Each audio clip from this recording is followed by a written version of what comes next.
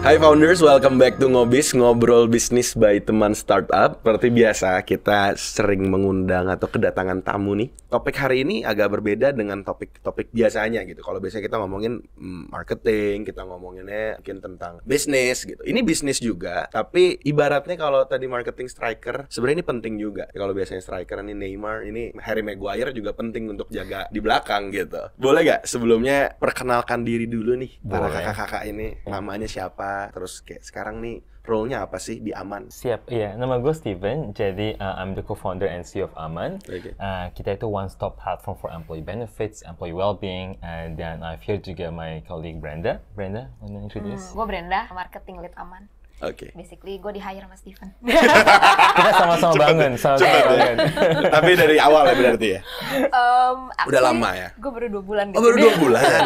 Oke. Tadi udah sempat di-spill sedikit sama Steven kalau Aman ini ngomongin tentang employee benefits dan masih banyak lagi. Kalau kita ngomongin tadi orangnya, sebenarnya Aman ini tuh kapan sih lo mulai? Tadi udah dibilang COVID, terus apa sih sebenarnya yang lu pengen jalanin ini kenapa? Gitu. Iya, jadi kita mulai kan tahun 2020 pas COVID kan ya. I think itu gue juga baru balik ke Jakarta, habis 10 tahun tinggal di luar Indo, sempat 10 tahun tinggal di beberapa negara, di Aussie, terus di Hong Kong, di Beijing, kerja Singapura 4 tahun bareng Google, terus pindah dari Singapura ke Beijing untuk kerja bareng TikTok.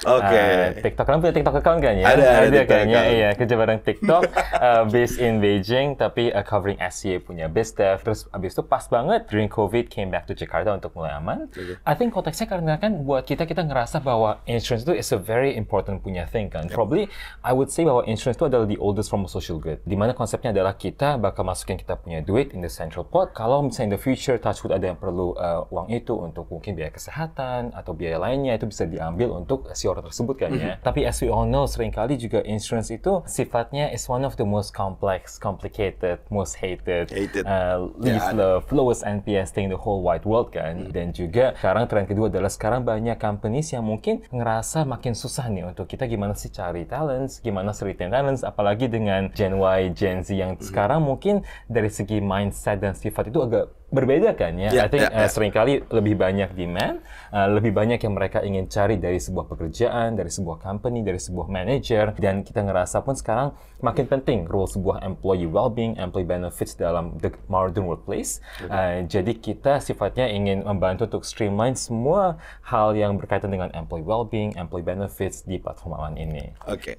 Interesting tadi pas lo sempat bilang nih dari seorang employee juga, dari tadi Google, TikTok, terus lo bawa visi ini ke Indonesia, apa sih yang lo lihat? For sure ya, I think mungkin reference Google, gue juga pas I work di Google kan ya, karena kan I think Google as you know is a very well known place buat mungkin sebuah employee culture, employee well-being, di mana I think the company sama HR-nya they put lot of effort nih untuk gimana sih take care of the employees, excellent benefit, excellent culture, dan gue juga ngerasa bahwa di situation seperti itu di mana company sudah take care dari semua basic kebutuhan employee, itu employees juga mereka lebih incentivized dan juga mereka empowered untuk basically perform better, give their best self, give their 110% setiap hari di kerjaan kan ya.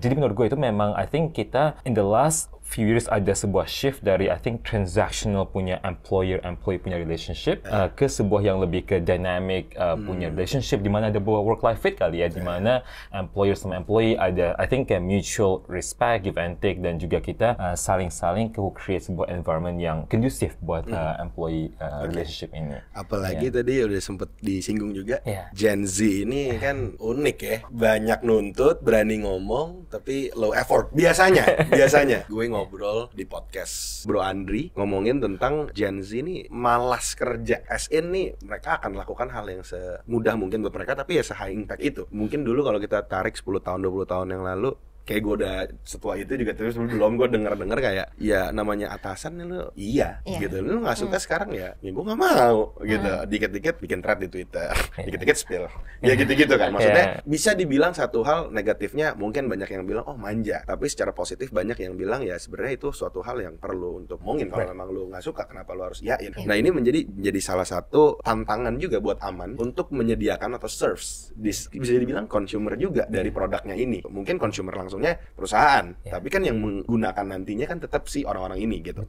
Apa sih yang lo lihat dari Gen Z ini, pendapat lo tentang tadi opini gue itu? I think definitely agree sih. Mungkin nanti I can terus Brenda bisa tambah juga ya. I think kalau Gen Z definitely mereka itu sekarang makin banyak yang lebih demanding dari segi apa sih yang company bisa offer, dari segi mungkin company well-being, dari segi company culture juga. Mereka juga harus ada visi dari pekerjaan mereka kan. I think money is oftentimes not enough anymore.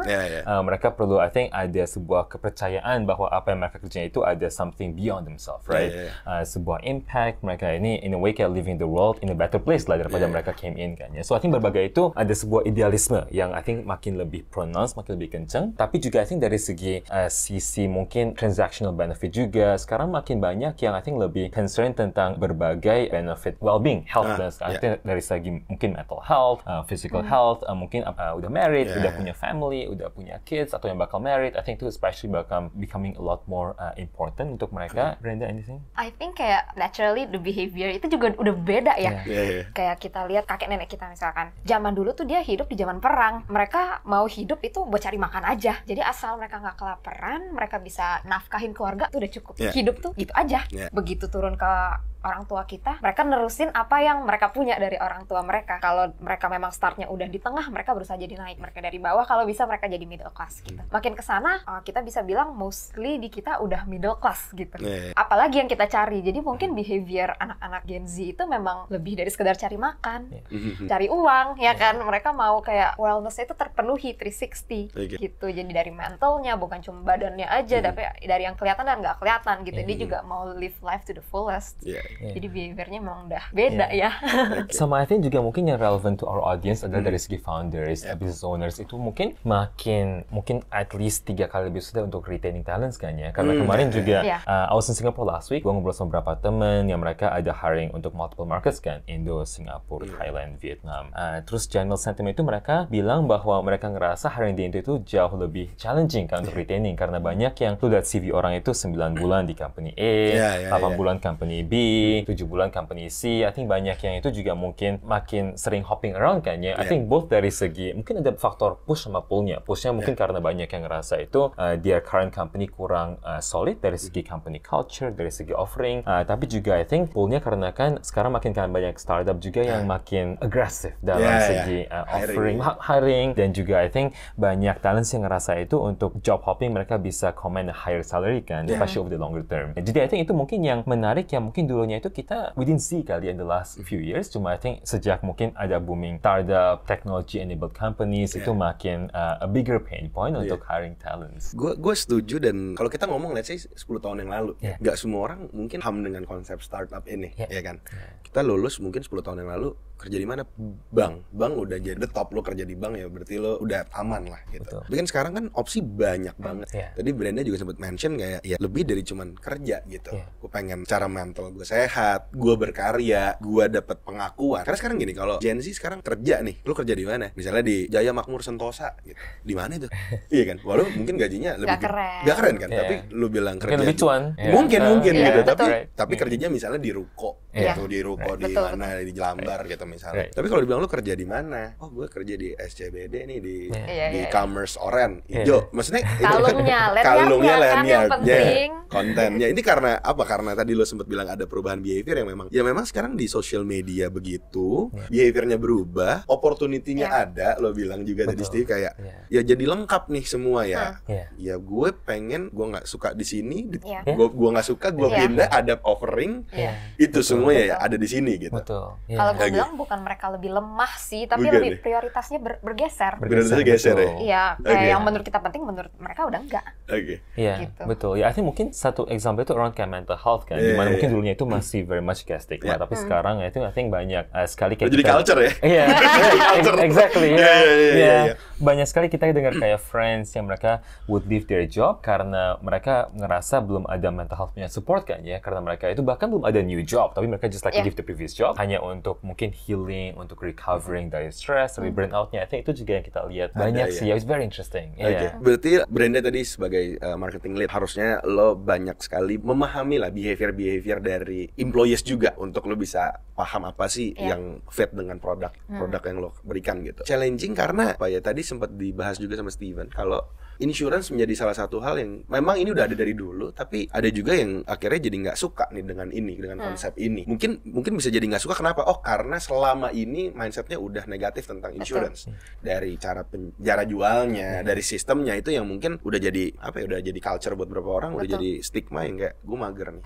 Ini kan challenging. Gimana sih caranya lo bisa? Actually gue sell good product, dan sebenarnya insurance itu a good product gitu. Gimana caranya lo menghadapi ini? Gue percaya segala sesuatu yang dalamnya bagus, misalkan kayak orang, dalamnya bagus, pinter, insightful, baik hati gitu ya, rajin menabung misalnya. Tapi dari luarnya misalkan rambutnya terlalu gondrong gitu ya. Gue bukan bilang orang kayak gitu. Ya, tidak terurus tidak terurus gitu. Gak baik, Cuman maksudnya kita ada stigma di society di mana orang melihat certain look itu lebih presentable. Warna apa yang lebih membuat mereka moodnya berubah gitu. Jadi kayak behavior ini yang harus kita grasp. Dan again, ini bisnis gitu kan. Kayak kita harus bisa gain traction dari target market gitu. Jadi kita harus mengerti dulu kan kebutuhan mereka tuh seperti apa. Kalau memang mereka merasa intimidating asuransi, mari kita buat brand yang tidak intimidating gitu. Justru kita rubah dulu nih, gimana kita bisa ngobrol ke dia dengan bahasa yang tepat, dengan look yang tepat. Jadi persepsi mereka akan brand kita itu di first time itu jangan sampai mereka udah mundur duluan gitu. Tadi kita sebelum nyalain kamera, kita sempat ngomong kayak as a founder, gue pasti jalanin semua low cost. Semua orang lah yang baru mulai bahkan gaji diri sendiri aja enggak. Banyak yang kayak gitu kok. Beda cerita kalau lo udah siap dengan investment lo dan sebagainya, mungkin beda lah gitu. Tapi kalau paling sering adalah orang jalanin sendiri dulu, ngegaji diri sendiri enggak, dan yang mereka willing untuk bayar adalah pasti hal yang langsung balik. Let's say ngomongin marketing tadi. Gue ikut kelas marketing, gue hiring tim marketing gitu. Tapi untuk ngomongin finance, legal, HR, ini kan jadi salah satu yang tar dulu deh bos, ya kan? Gue masih bolu ini, belum ada uangnya kok udah ngomongin finance gitu misalnya gitu. Ini kan challenging juga. Tapi sebenarnya seberapa penting sih peran yang tadi kita ngomongin HR, kita ngomongin finance, kita ngomongin legal, ya mungkin fokus di HR lah. Sebenarnya seberapa penting sih untuk kita ngomongin tahap early stage startup atau small business? Kayak kita untuk startup yang kita tahu kalau investment kita di orang, kita tahu kalau nggak ada orang yang kerja, orang yang berkualitas yang kerja di company kita udah mau tarik seberapa banyak klien, yang ngurusin siapa di belakang.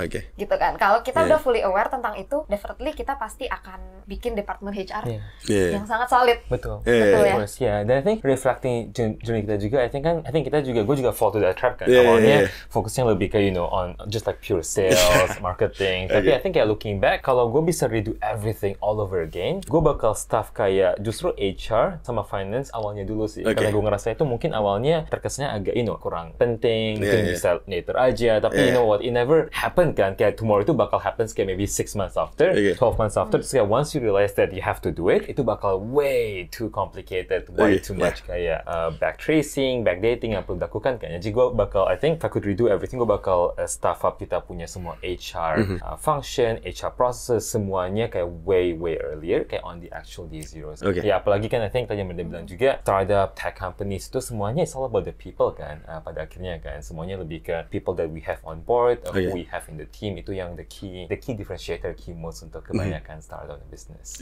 Tapi gue pun gue melakukan hal yang sama juga dari awal. Gue melakukan hal yang sama juga. Everyone juga. Itu common mistakes yang semua orang lakuin gitu. Mungkin gue cerita kali ya, mungkin biar teman-teman relate juga gitu. Pertama kali gue berdua sama partner, gue pengen bikin ini gitu. Yang biasa lah, nongkrong, mau coba mulai ini. Akhirnya yang di hiring abis itu apa? Marketing. Ya dong. Karena mikirnya ya gue udah punya ide, ya produknya bisa kita kerjain sendiri lah. Actually biasanya gitu. Terus kayak ya udah marketing nih. Terus gue jalan, gue jalan tuh 1 tahun kali ya. Kayak gue nggak punya HR. Tapi waktu itu growing team dari 2 jadi 4, terus jadi sampai sekitar 8 sampai 10 tuh gue nggak punya HR. Semuanya sendiri, founder langsung kan? Founder langsung, gue juga yang buka ini hiring, kontrak gue cari di Google, contoh kontrak karyawan, padahal tuh nggak tahu bener apa enggak juga nggak tahu kan, masih di Google. Iya cara ininya, terus actually biasanya gini, legal tadi kita nomor 2-in, belum ada PT nih, berarti kontrak atas nama si founder sama si pegawai kan gitu. Cari lagi masalah misalnya, mau buka job ini job lot, gimana ya cara cari buka job lot? Ternyata ada job spec, ada job desk, itu 2 hal yang berbeda gitu. Cari tahu lagi. Terus gue pasang, jebret masuk banyak mana ya cara milihnya ya. Gue nggak pernah sekolah ilkom atau psikologi, gue nggak tahu sih HR harusnya sekolah apa, tapi kan itu punya ada skill lah, ada basic skill gitu. Gue harus milihin satu-satu CV-nya, terus gue kayak gue fucked up nih. Gue seharian ngurusin, padahal cuma open satu slot itu gue seharian kan, untuk ini kayaknya enggak deh. It's a full time job buat hiring. Terus ada yang S2, gue bilang ini intern S2 ngapain? Yang gue delete. Jadi salvo. Iya dong. Iya kan S2 lu ngapain daftar intern di tempat gue? Padahal namanya kita baru mulai waktu itu ya. Berapa sih gaji yang bisa ditawarin? Nggak mungkin untuk bisa memenuhi gaji S2 kan. Akhirnya gue gitu kayak itu udah ngabisin waktu sehari. Sampai akhirnya gue kayak gue harus punya HR nih, gue bilang. Dan itu baru kita ngomongin masalah, gue baru ngomongin masalah mencari pegawai baru. Hiring. Belum masalah penggajian. Belum company policy ya. Yang mengacu sama undang-undang tenaga kerja. Belum kita ngomongin misalnya masalah dinamika atau value company. Kita bilang company kita visinya apa gitu. Tapi kan sebenarnya itu nggak cuma ke konsumen, ke pegawai juga lo harus turunin itu gitu. Dan yang tadi kalau kita balik lagi ngomongin si Gen Z ini yang agak sulit ya untuk mengatur mereka gitu. Ternyata ya demand-nya ini gue alamin juga gitu. Banyak misalnya tadi masalah gue setelah habis hiring, gue baru mulai ngerasa tuh waktu habis COVID kelar cuti. Terus gue hal baru nih, cuti. Kok kayak perusahaan gede nih gue ini gitu kan. Gue baru cari jatah cuti berapa sih. Oh ternyata 12 biasanya sebulan 1. Bisa dipakainya ternyata nggak bisa diantar. Gue tanya gitu kan sama anak gue, lu mau ke Bali ngapain sih? Kemarin bukan dari Bali, mau healing. Exactly. How common can healing? Healing, gue bilang, gue belum kaya, gue nggak mau healing. Gue belum kaya, ntar dulu healingnya gitu. Itu kalau gue, tapi kan emang punya gue perusahaannya gitu. Maksudnya kan beda cerita sama pegawai yang ya gue lu bayar gitu. Ya bulan Sabtu Minggu gue matiin telepon. Tapi kan emang sebenarnya healing ini tuh sepenting apa sih menurut lo gitu? Mungkin gue orang yang lebih tidak memahami ini gitu. Gue orang yang sangat realistis gitu. Tapi menurut lo gimana sih? Pentingnya mungkin dari Steven atau Brenda menjelaskan masalah mental health issue lah gitu, kesehatan secara fisikal atau juga secara psikisnya juga gitu. Kalau menurut gue sih sekarang I think practically makin penting ya, karena kan sekarang juga banyak kerjaan especially di startup. Ini yang kayak very high pressure, high stress. Jadi menurut gue ini memang sekarang banyak orang yang I think mereka juga nggak lihat physical health atau mental health, tapi they see it as one health kan, which is kayak mental health itu ada bagian dari physical health juga, karena mungkin banyak sekali dari segi stress, anxiety bisa juga manifestasi ke physical health dan symptoms kan ya. So I think menurut gue itu mungkin kita juga harus strike balance. Mungkin kayak kalau misalnya let's say cutinya kebanyakan kan juga juga kan ya. Tapi I think gimana mungkin dari segi founders, dari segi entrepreneurs, I think bisa create sebuah culture yang enable mental well-being yang healthy kali ya, termasuk misalnya work-life fit-nya gimana sih mereka bisa jaga antara work-life mereka dan juga non-work-life mereka misalnya. Dan juga misalnya gimana sih mereka bisa create sebuah culture yang healthy, yang mungkin enable semacam psychological safety, dependability antara team members. Karena menurut gue itu semua faktor pekerjaan, faktor relationship di tadi kerjaan antara team members itu juga bakal affect ke mental well-beingnya si member juga sih. I think what do you think, Bren? Kalau gue jujur ya, beberapa tahun belakangan ini gue baru belajar gimana cara menikmati hidup ya. Karena gue doyan kerja. Jadi kalau bisa Sabtu Minggu ya kan kita tetap kerja aja. Ada waktu kosong, kerjaan apa ya yang bisa dikerjain? Kayak yang sekarang malah disebut jadi toxic productivity ya kan? Toxic productivity. Hustle culture. Menurut gua itu dulu nggak toxic gitu, kayak emang doyan gitu. Jadi itu bukan sesuatu yang kayak lu bilang, lu nggak mau healing sebelum kayak sama. Gue juga kalau gue ngeliatnya rekening naik apa turun, bodo amat mental health, stres apa enggak, ya kan? Nah cuman ternyata untuk menjadi whole, ya kan kita kayak kita nggak bisa cuma lihat kita berdarah atau enggak, kita sakit atau enggak, jantung kita sehat atau enggak gitu, tapi lebih kayak bagaimana, karena itu efek kayak kita gimana adaptasi sama teman-teman, sama teman bagaimana kita menanggapi gitu kan. Setiap hal yang ada tiap hari gitu kan, karena itu bakal beda banget apakah kita mentally healthy atau enggak gitu ya. Kadang-kadang reaction kita tuh bakal berbeda towards anything gitu kan that happens daily gitu. Jadi menurut gua itu memang sesuatu yang apalagi balik lagi Gen Z gitu kan. Mereka udah sangat aware dan sangat peduli, kayak memang segala sesuatu itu bukan sekedar physical apa yang kita bisa lihat doang, bukan sekedar financial doang, tapi juga memang kita harus whole gitu kan. Secara pikiran juga kita nggak boleh terlalu pressure gitu kan. Kita cuma mau ngikutin norma masyarakat masyarakat di mana kita cuma harus kayak umur sekian udah punya rumah, udah punya mobil, dan what gitu kan. Kalau abis itu lu stres sakit juga kayak buat apa? Gitu karena banyak founders yang mungkin terjebak dalam pemikiran itu. Tadi gue sempat bilang kan, gue nggak peduli lah gitu, yang penting gue kaya dulu gitu, healing tadi gitu. Tapi gue pun sama kayak lu, kayak mungkin 1 tahun terakhir ini gue baru bisa melepas laptop gue hari Sabtu Minggu. Tadinya tuh gue, karena ini kan gue udah jalan tahun kedua dan ketiga. Terus kayak dulu tuh gue kayak sampai nggak bisa bedain Sabtu Minggu, tau gak? Walaupun sebenarnya dibilang, emang lu sesibuk itu ya? Enggak gitu. Lu buka Spotify, pasang lagu, buka email deh. Iya, terus jadi kayak ada kerjaan. Iya nih ada ya kan. Boleh deh, gitu dikerjain kan. Iya, padahal sebenarnya Senin bisa gitu. Gue Sabtu kayak gitu, Minggu gue kayak gitu. Terus gue sampai kayak kehilangan appetite gue akhirnya gitu, terkait apa yang gue ngerjain as a founders gitu. Kayak gue punya goals penting, maksudnya punya goals ya harus lo kejar goals lo, tapi menurut gue Sabtu Minggu is a time for lo rest supaya lo Senin gawe lagi gitu. Menurut gue emang harus gue mikirnya gini sih, kayak lo suka banget sama soto kuning gitu misalnya, sekarang lo makan soto kuning tiap hari sampai ini kan lama-lama lo muntah. Ya kalau makanan mungkin 2 hari sekali stop, 2. Kalau kerja jangan ya, sih dimarahin ya. 2 hari kerja stop, 1 hari stop sih diomelin gitu. Cuma maksud gue sama nih restnya itu buat lo, biar lo pengen soto kuning lagi, pengen soto kuning lagi. Dan ketika lo makan ya lo menghargai si soto kuning ini. Bukan kayak gitu sampai gak enak gitu. Jadi kalau kerja lo kayak gitu juga juga akhirnya gitu. Gue baru akhirnya Sabtu gue tutup laptop, gue ketemuin teman. Gue emang gak mau buka gitu. Tapi ya gue setuju sih dengan opini itu akhirnya. Tapi ya mungkin tadi ya balik lagi, kalau kita ngomongin sampai healing, take time off like 2 weeks, buat gue belum bisa mengerti. Kalau gue mikir 2 weeks gue off, hancur nih kantor, kebakaran. Gue mikir itu salah juga sebenarnya, sebabnya itu salah juga loh. Cuman ya pelan-pelan gue ngerasa ketika timnya juga udah mulai ada, ya bisa delegate, kayaknya lo harus take time off tadi deh. Emang itu penting juga.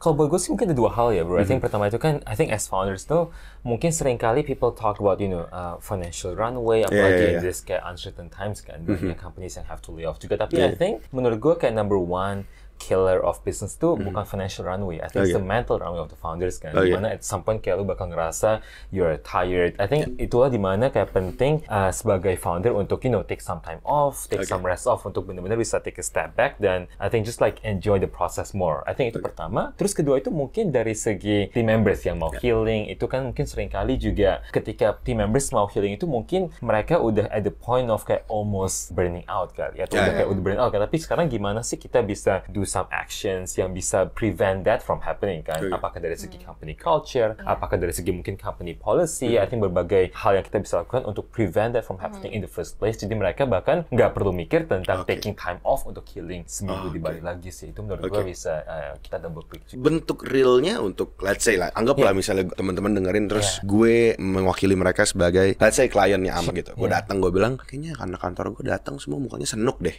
Pagi-pagi udah pada cemberut gitu. Misalnya kayak capek, event banyak, let's say project banyak, what should we do sih sebenarnya gitu. Sebenarnya actually products atau apa sih yang bisa lo suggest tuh seperti apa sih? For sure Kalau sekarang sih mungkin paling banyak yang people demand around kayak employee health benefits kan, health insurance. Betul, karena kan seringkali mungkin apalagi sejak COVID juga orang makin aware, makin concern tentang asuransi kesehatan, tentang mungkin medical check-up, preventive health juga. Dan menurut kita juga penting karena kan I think untuk supaya orang bisa do their best self at work, itu mereka perlu make sure bahwa dari segi fundamental, dari segi mungkin compensation benefit, dari segi gaji, itu semua udah well taken care of kan ya. Jadi mereka udah nggak perlu lah kayak worry tentang gaji lagi, basic, how to provide for the family, how to feed the family, taruh makan di meja, dan juga misalnya kalau anak mereka perlu imunisasi, perlu vaksin, lagi sakit perlu dokter, itu mereka udah at least yakin bahwa itu bakal semuanya terjaga. Jadi I think in that case mungkin kalau misalnya lihat dari segi Maslow punya pyramid, mereka udah yakin lah kayak I think first couple of layer udah terfulfill. In that case menurut gue sih itu mereka udah bisa langsung di-enhance untuk do their best productive self at work. Hal paling fundamental lah ya, security buat mereka ini. Bahkan banyak sekali I think people we spoke with di mana mereka itu wouldn't mind untuk taking job dengan salary lebih rendah, tapi with benefits yang lebih kan, lebih complete juga, termasuk lesson untuk maternity, termasuk untuk family mereka. I think terutama kan di Jakarta itu healthcare cost jauh lebih mahal sekarang kan. Jadi kayak room and board semua juga udah increasing the last few years as well. Oke. Hal-hal yang bisa di cover lah ya. Betul. Bisa di offer juga oleh Aman. Yes.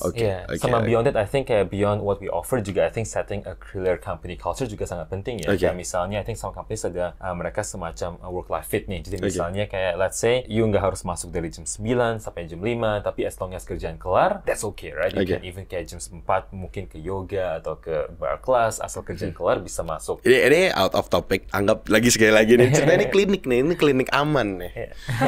Gini dok, saya punya kantor. Kalau pegawai saya pulang kantor nih banyak yang sering nongkrong nih, clubbing atau mungkin mabok lah gitu maksudnya. Kita kan nggak bisa ngelarang ya, karena sudah after office hours gitu. Tapi ya sebagai founders mungkin lo mikir kayak, kalau malamnya mabok pagi, ya lo nggak mungkin kan jam 12 udah tidur kan kalau udah nongkrong gitu. Maksudnya pasti lo kalau mabok jam 3 baru nyampe rumah, masuk kantor, pasti beda dong dengan lo tidur jam 9 malam. Gimana sih dok nih?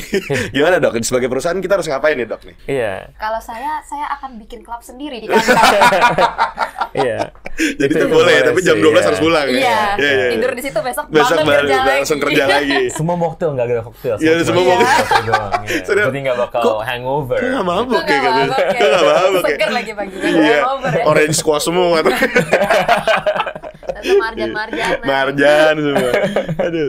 Itu kita nggak bisa ngatur kan. After office ini gitu. So apa yang bisa kita prevent sih sebenarnya? Iya, mungkin in that case I think especially buat startup kan mungkin seringkali awalnya itu kurang mungkin clear process dari segi KPI setting. Penting banget untuk startup mulai OKR as soon as possible kan. Kayak let's say mungkin you bisa set kayak every quarter punya OKR. Q1 apa sih yang kita pengen achieve as a company? Masuk lagi ke timnya, kayak tim marketing OKR-nya apa aja, tim sales apa aja, tim eng apa aja, dan kita bikin semua team member accountable, right? Jadi kayak each one ada their own OKR. Jadi menurut gua itu kita make it clear aja. Jadi kayak we hire great people, we give kayak clear OKR, clear North Star metrics, terus make sure bahwa mereka itu udah achieve that OKR, right?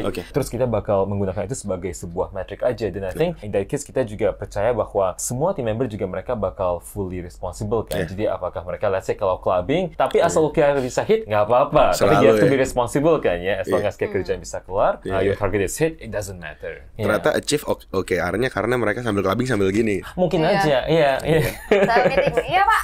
Ini lagi main lagi meeting. Silent disco, boleh tapi kan, boleh yang penting OKR tercapai. Actually kita di sini lumayan fleksibel ya. Kita juga nggak tahu kalau tiap hari anak-anak clubbing di kantor. Kita juga, kita nggak ada yang tahu. Nggak ada yang tahu ya. Secara Tapi gini, tadi lu sempat mention tentang setting KPIs dari awal sih. Kayak ya dari awal harus udah jelas nih ketika hiring apa segala macam. Mungkin ya di yearly meeting lo emang harus ngomong segala macam mungkin gitu. Apakah as founders memperhatikan mental health dan wellness si pegawai ini bisa juga berbasis sama OKR itu ya? Let's say misalnya ini project gue kayaknya dikali 2 nih di bulan Maret nih. Gitu kan atau ini kayaknya di sini gue harus mungkin Februarinya kita apa-apa gitu. What do you think? I think justru OKR itu bisa bantu untuk enhance mental wellness di company sih. Karena kan let's say kita bisa setnya itu per quarter nih. Januari sampai Februari sampai Maret ada OKR ABC. Jadi kan in that case OKR bakal di set bulan Januari, tapi it's not supposed to change sampai dengan akhir Maret kan ya. Jadi dari segi itu mungkin kita juga bisa prevent, mungkin dari segi management, dari segi founders atau C-level, asal ganti direction kan ya. Jadi kita ada sebuah shared punya goals, shared punya metrics yang kita pengen capai, dan semua resource team members, semua resource company bakal ditujukan kepada semua OKR tersebut sih. Jadi mungkin dari itu pun, dari team member juga mereka ngerasa lebih aligned kan, bahwa there's a clear alignment, there's a clear strategy. Pokoknya setiap minggu dari founder, dari C-level, ganti direction semaunya aja kan ya. Tapi ada sebuah narrative lah yang sudah diberikan kepada semua team members ini. Udah jelas lah ya dari awal. Betul, udah aligned. Kalau kita ngomongin startups juga nih. Startups hari ini series A, tiba-tiba 3 bulan series B, pasti kan ada perubahan runway, cara main strategi, target gitu. Dan akhirnya ini menjadi suatu hal yang common untuk kita alami lah ya. Si employees merasa tertekan, let's say di abuse oleh usernya, oleh atasannya dan sebagainya gitu. Ada nggak sih pengalaman atau cerita employer abuse ini di kantor yang dihadapi? Atau mungkin case yang mungkin bisa diceritakan gitu, yang mungkin nggak directly langsung kan? Ini juga lucu karena tadi kita juga baru ngobrol. Apa sebenarnya line between abusive and non-abusive gitu? Kalau misalkan dulu gue lama di agency kan, anak agency ada nggak yang tenggo? jam 6 pulang, dimusuhin lu. Oh Tenggo. Dimusuhin. Iya kan? Udah siap-siap, kok udah rapi-rapi gitu, padahal udah jam pulang. Kan jam 5.05, gendong tas. Udah iya, mau mana? Udah shutdown, mau kemana? Nggak bisa gitu kan. Mau kita kerja sampai jam 3 subuh, dibilang abusive nggak? Kalau di tempat seperti itu udah common banget. Norm, Apakah itu disebut abusive gitu? Jadi kayak kita agak bingung juga ya. It really depends gitu. Sama I used to live in China kan, di Beijing. Gue tinggal di Beijing. I work for a tech company there. Dan as you know kan di China ada namanya 996 New Work Culture kan. Lu kerja dari jam 9 pagi sampai 9 malam kayak 6 days a week. Jadi gue dulu kayak setiap hari Minggu juga masuk kantor. Is that abuse? Because that's like the norm there kan. Dari segi mungkin tech company di China, like that's the norm. Jadi I think abuse itu adalah definisinya ketika something deviate from the norm kan. Tapi in that case, both our case itu that's like that's the baseline. That's the norm, betul, ya. Mungkin lu ada nggak cerita seperti apa gitu? Contohnya siapa tahu gue relate gitu, kata gue kepikiran. Kita gantian host jadi. Jadi gini, kalau dari kita, mungkin gini kali ya. Kalau kita lihat sekarang banyak account meme yang akhirnya menjadi suara rakyat lah, suara rakyat yang mewakili para employees gitu. Sekarang kan sebenarnya common things yang terjadi. Let's say, gue udah leave masih ditelepon, misalnya gitu. Gue hari Sabtu ditelepon gitu, dia kerja dan sebagainya gitu. Kalau kita ngomongin norm, ya peraturan. Udah secara peraturan udah pasti salah. Yalah, cuti tanggal merah di telepon udah pasti salah. Tapi secara norm ini yang tadi lo juga bilang, Bren, tidak ada line yang jelas mana yang boleh mana yang tidak. Tapi kan sekarang kita sebagai secara founders juga, let's say kita the CEO gitu, sulit juga untuk bisa 100% sesuai undang-undang dasar ketenaga kerjaan juga susah gitu. Apalagi dicampur dengan culture Gen Z ini yang lo datang telat, gue nggak omelin. Tapi lo jangan marah kalau gue ngajak lo meeting jam 5 menit sebelum lo pulang. Ini kan agak challenging gitu. Itu hal-hal yang kayak gitu kan yang akhirnya common practice yang terjadi sebenarnya. Kalau menurut lo gimana itu? Kalau gue sih basically being komunikatif aja sih. Mau jadi atasan ataupun bawahan, yang penting saling berani mengutarakan aja gitu. Kalau misalkan jadi atasan juga jangan lakukan sesuatu cuma based on karena lo kesel, nothing personal gitu kan. Jadi kayak memang ya rasional aja gitu. Jadi bawahan juga kita harus respect gitu kan. Atasan kita sama-sama punya kepentingan. Jadi kayak tahu diri aja jadi bawahan. Kalau kita memang ada satu yang belum deliver, tolong dikelarin, jangan sampai lu ditegur baru kelarin. Jadi atasan juga sama-sama tahu aja gitu kan. Kalau memang udah, kalau suruh dan orang ternyata bawahan kita bilang sorry nggak bisa lagi cuti, ya udah gitu. Jadi kayak ya basically sama-sama saling pengertian aja. Tapi sorry nggak bisa lagi cuti itu kayaknya tidak bisa dikatakan di agency ya teman-teman. Apa itu cuti? Itu hanya di perusahaan-perusahaan lain ya. Jangan ngomong kayak gitu ya. Don't try this at agency ya berarti ya. Nggak bisa lagi cuti. Agency mau pulang Tenggo lagi mau cuti. Iya Tenggo aja nggak boleh cuti. Apa itu? Soalnya project manajernya juga dikejarnya sama klien juga kan. Gue project manager dulu. Berarti lo yang gituin orang dong harusnya. Pura-pura mati. Mau ngetik mau nyuruh juga. Aduh udahlah. Typing. Airplane mode. Klien lagi ngetik airplane gitu. Aduh. Makanya anak agensi kedengar-dengar punya handphone 2 ya. Berarti ya. Untuk jadi yang satu dimatiin kalau lagi libur ya. Satu diumpetin. Lu dikubur, kadang-kadang ada yang dikubur. Masukin buka lagi nanti aja gitu. Nah, kalau kita ngomongin lagi tadi kesehatan karyawan secara mental, secara fisik ya berarti lo ya harus cukup tidur juga. Fisik itu banget kan gitu. Mental juga tidur juga mental, tapi fisik juga, mental juga. Itu sebenarnya tugasnya siapa sih? Tugasnya CEO atau tugasnya HR atau tugas siapa sih? Menurut gue sih both sih ya. Jadi kayak I think both dari segi founder, CEO dan juga dari segi HR mereka perlu co-create program ini bareng sih. Karena kan tentunya I think dari segi mungkin setting dari company punya health programs, company culture, company policy yang bisa membantu ini semua juga harus tentu dari management, dari founder kan ya. So I think it's not just the HR punya job, tapi dari actual founders itu juga perlu hands on untuk memberikan sebuah visi tersebut juga sih. Jadi nggak bisa kayak HR bikin program? Nggak bisa ya? No, nggak bisa sih. Menurutku ya sama kayak mungkin company culture, principle, value juga nggak bisa kayak minta HR duduk kan. Nanti semuanya juga harus dari CEO dulu. Exactly, founder, CEO untuk dictate, untuk mungkin saling-saling dengan team members lain untuk co-create culture tersebut kan ya. Nggak bisa langsung jebret bikin bisa, gitu karena visi misi. Betul. Oke. Baru si HR yang akan menurunkan, merealisasikan betul, lah. Exactly. Ya, dari visi tadi berarti turunnya berarti sampai ke culture, sampai ke activity. Gitu. Betul, exactly.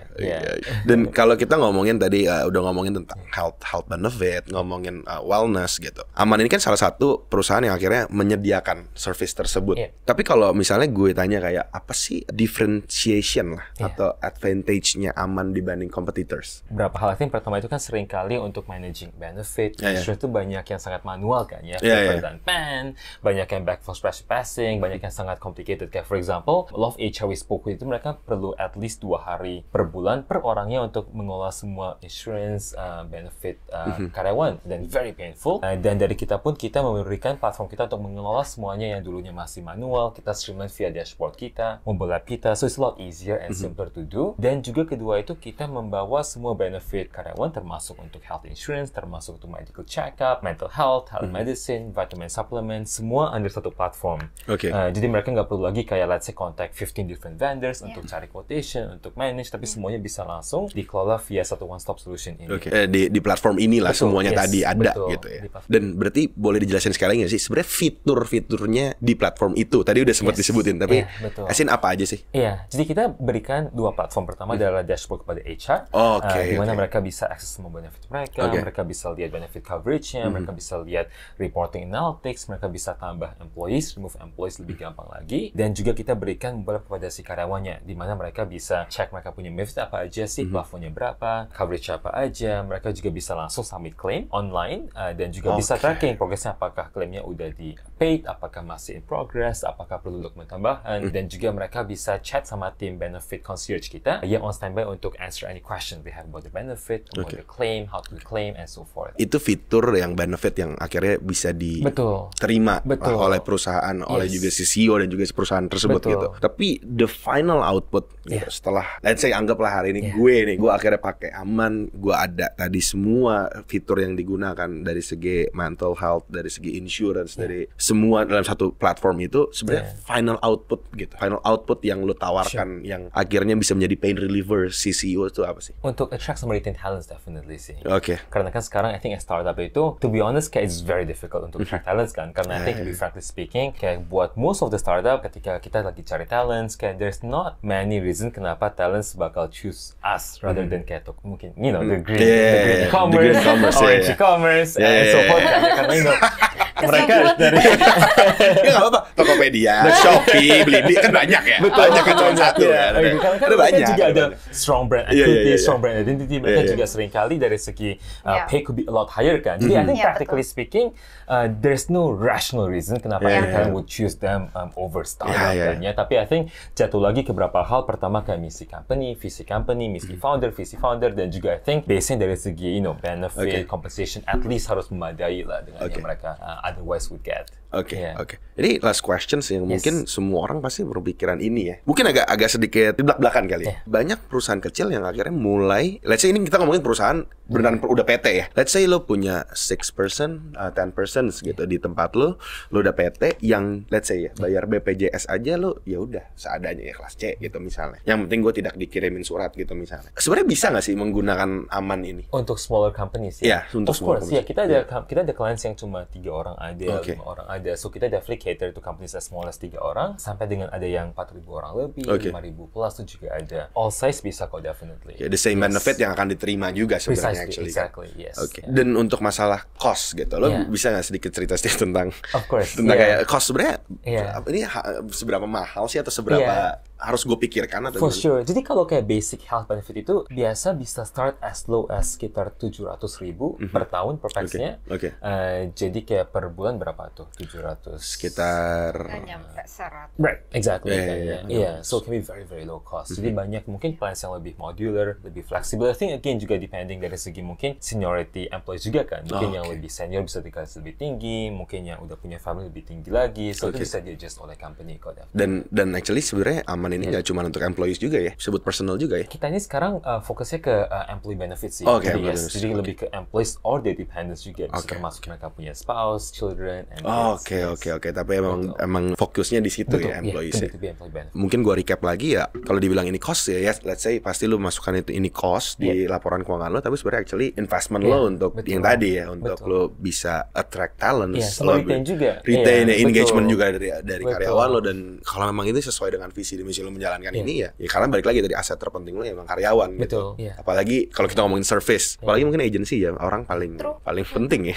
Karena nggak ada mesin kan sebenarnya actually gitu. Mungkin ada yang mau lu sampein ke teman-teman yang mungkin baru dalam tahap early stage ini, 6 orang 7 orang untuk merecap apa yang kita obrolin? I think definitely menurut gue itu ketika kita mulai startup, new business itu it's all about the people kan. How do we find the best people, how do we retain the best people, dan gue sih kita perlu super thoughtful dari segi kita gimana build beberapa proses HR ini, beberapa mungkin policy untuk attraction, retention talents, karena again kalau misalnya kita udah attract tapi akhirnya mereka pun cabut habis 6 bulan, 8 bulan kan kita stress lagi kan, perlu hire ulang lagi, perlu retrain ulang lagi. Jadi itu mending kita awalnya kita invest a bit more time awalnya untuk kita bikin clear deh kayak kita gimana sih mau hire tim seperti apa, kita mau bikin company culture seperti apa, supaya make sure kita in a way kayak go slow untuk go faster in the long term kan ya, untuk sustainability-nya. Dapat talent yang bagus. Betul, exactly. Tapi lu juga nggak bisa retain ya karena memang kita dihajar dengan paling banyak sekarang yang menghajar kita ya mantan kantor lu ya. Yang semua dapat MacBook lagi ya. Ya maksudnya apalagi yang bisa kita tawarin gitu. Maksudnya secara payroll perusahaan kecil gak bisa, tapi gue percaya Gen Z ini yang memang gak cuman uang lah, loyalty kayak kenyamanan apa yang lu itu vision dari foundernya, company-nya, tadi juga kenyamanan, kenyamanan tadi apalagi udah berkeluarga ya. Itu ya hal-hal yang security ini yang mungkin lo bisa tambahkan lah menjadi benefit buat tim lo. Pasti. Lo udah mau nambahin, Brad? Mungkin kalau gua akan kasih 2 ya. Buat employer, buat employees. Mungkin kalau untuk employee jangan cuma lihat gaji doang. Gaji is one thing. Kadang-kadang itu untuk nge-cover semua busuk-busuk di dalamnya. Dan itu untuk membayar pay letter kita ya. Terus habis itu sakit. Akhirnya kita harus kuras tabungan juga.